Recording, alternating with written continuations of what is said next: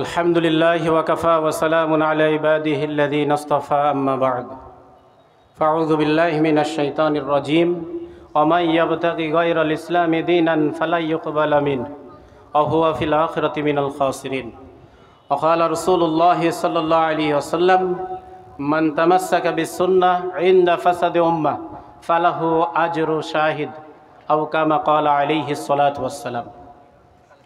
আল্লাহ তাআলা আমাদেরকে এই অত্র অঞ্চলের মধ্যে এই প্রথম নবীজির সিরাত নিয়ে একটা মাহফিল করার, একটা দিনী জলসা, দিনী আলোচনার সুযোগ করে দিয়েছেন, শোনার সুযোগ করে দিয়েছেন।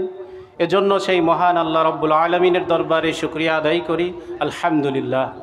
অসংখ্য দরুদ ও সালাম সেই পাক নবীজির উপরে, যিনি সমস্ত মানব জাতি কিয়ামত পর্যন্ত সমস্ত অন্যায় অবিচার, সমস্ত বেইনসাফি, সমস্ত দুর্নীতি, সমস্ত অপকর্মের বিরুদ্ধে ন্যায় নীতি আর ইনসাফকে প্রতিষ্ঠিত করেছিলেন। সেই নবীজির উপরে দরুদ ও সালাম সাল্লাল্লাহু আলাইহি ওয়াসাল্লাম। আজকে আমাদের এখানকার অনুষ্ঠান হলো সিরাতুন নবী। আমাদের দেশে আমরা মিলাদুন নবীতে সবাই অভ্যস্ত এবং এটা প্রচলিত। যেহেতু আমাদের মাহফিলের নাম দেওয়া হয়েছে সিরাতুন নবী, তো এই বিষয়টা খোলাসা হওয়ার দরকার। মিলাদুন নবী কি আর সিরাতুন নবী কি, কোনটা বেশি উপকারী, কোনটা প্রয়োজনীয়, কোনটার গুরুত্ব কতটুকু।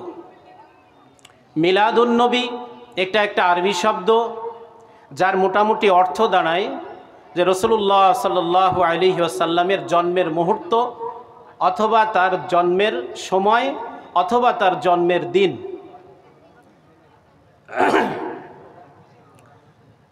তো এই মিলাদুন নবী, রাসূলুল্লাহ সাল্লাল্লাহু আলাইহি ওয়াসাল্লামের জন্মের মুহূর্ত, জন্মের দিন, জন্মের সময় পৃথিবীতে কেউ অস্বীকার করতে পারে? আপনারা কি বলেন? পৃথিবীতে কেউ অস্বীকার করতে পারে? আর কোনো মানুষের জন্মদিন, জন্মের মুহূর্ত, জন্মের সময় পৃথিবীতে আর কোনো দিন ফিরে আসে? পৃথিবীতে আর কোনো দিন ফিরে আসে না। তো প্রত্যেকটা ব্যক্তি যেহেতু দুনিয়াতে আসছে, তার একটা জন্ম মুহূর্ত, একটা জন্মদিন তার আছেই। কিন্তু এটা এই উম্মতের মূল মাকসাদ না।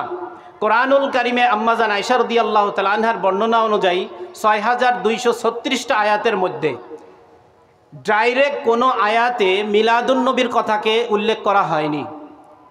আয়াতের মধ্যে রসুল সাল্লাল্লাহু আলাইহি ওয়াসাল্লামের জীবনী, রসুল সাল্লাল্লাহু আলাইহি ওয়াসাল্লামের কারামত সম্পর্কে আলোচনা আসছে পরোক্ষভাবে, যেটা তাফসিরের মধ্যে বিস্তারিতভাবে হাদিসে মুবারকে খোলাসা হয়েছে।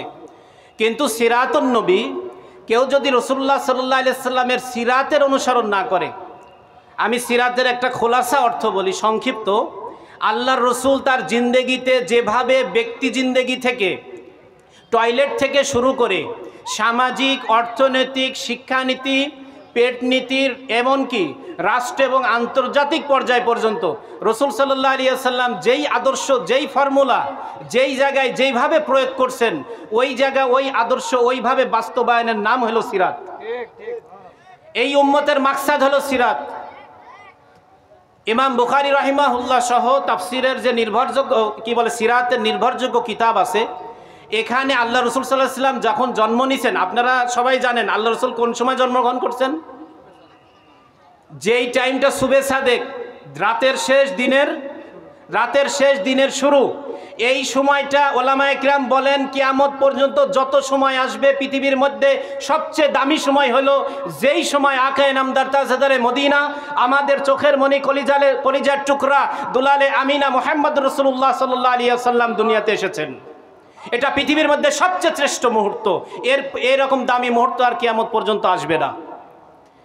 কিন্তু এই মুহূর্তে খুশি হয়েছিলেন রাসূলুল্লাহ সাল্লাল্লাহু আলাইহি ওয়াসাল্লামের আপন চাচা আবু লাহাব, লানাতুল্লাহি আলাইহি, কিয়ামত পর্যন্ত যার উপরে সমস্ত মাখলুকের লানত, বদদুয়া বর্ষিত হবে। এই ব্যক্তি আল্লাহর রসুলের জন্মে খুশি হয়ে ১০০টা উট সমস্ত মানুষকে জবাই করে, এই ব্যক্তি এবং তার বাবা আব্দুল মুত্তালিব ১০০টা উট জবাই করে খাওয়াইছে রসুলের জন্মে, অর্থাৎ মিলাদুন নবীতে।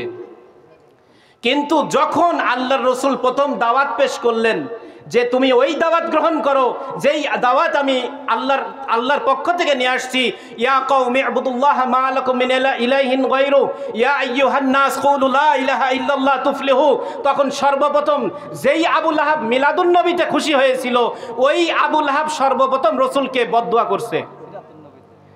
রসুলের আদর্শের ব্যাপারে সর্বপ্রথম বদদুয়া করতেছে যে মুহাম্মদ তুই ধ্বংস হ। আল্লাহ 1 সেকেন্ড ধ্বংস আল্লাহ তাআলা সহ্য করেন নাই।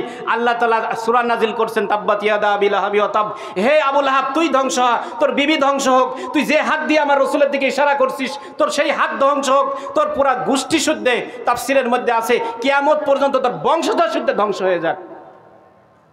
তার মানে কি? মিলাদুন নবীতে খুশি হয়ে উট জবাই করে খাওয়াইছে, কিন্তু রসুলের আদর্শ মানতে রাজি না, মানে সিরাতুন নবী। এটা এই উম্মতের মাকসাদ। আল্লাহ রসুল সাল্লাল্লাহু আলাইহি সাল্লাম বলেন, তিরমিজির মধ্যে আছে মান আহিয়া সুন্নতি ফাকাদ আহাব্বানি, অন্য বর্ণনা আছে মান আহাব্বা সুন্নতি ফাকাদ আহাব্বানি, যে আমার সুন্নতকে প্রতিষ্ঠিত করবে। সেজন্য ওলামা একরাম বলছেন যে রসুলের আদর্শ হলো 2 প্রকার, ইত্তেবায়ে সুন্নত আর ইহইয়ায়ে সুন্নত। আজকে আপনার সমস্ত জায়গায় রসুলের নামে দরুদ শরীফ পড়া আছে, রসুলের নামে সালাম দেওয়া আছে, আজকে রসুলের গুণগান করার মানুষ আছে, কিন্তু রসুলের অনুসরণ করার বেলায় গেলে মানুষ নাই। কি বলেন, কথা কি ভুল বলতেছি?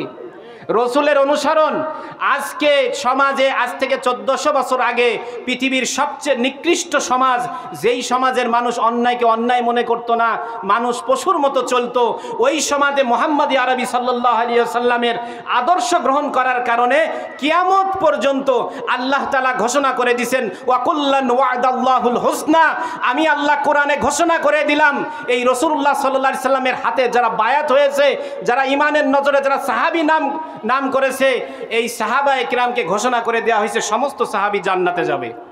কোথায় যাবে? কেন? এবং সূরা বাকারার মধ্যে ঘোষণা করে দেওয়া হয়েছে যে আল্লাযীনা তাবাউম বিইহসান, যারা কিয়ামত পর্যন্ত সাহাবীদের অনুসরণ করবে আল্লাহ তাআলা তাদেরকে রাজি খুশি হবে, তারাও জান্নাতে যাবে।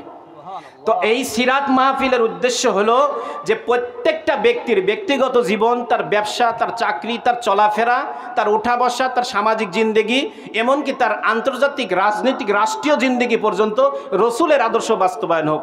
এটার নাম হলো কি? এটার নাম হলো সিরাত। তা আমরা ইনশাআল্লাহ সমস্ত জায়গায় রসুলের সিরাতের ওপরে মৃত্যু পর্যন্ত থাকবো ইনশাআল্লাহ। কি বলেন? ইনশাআল্লাহ।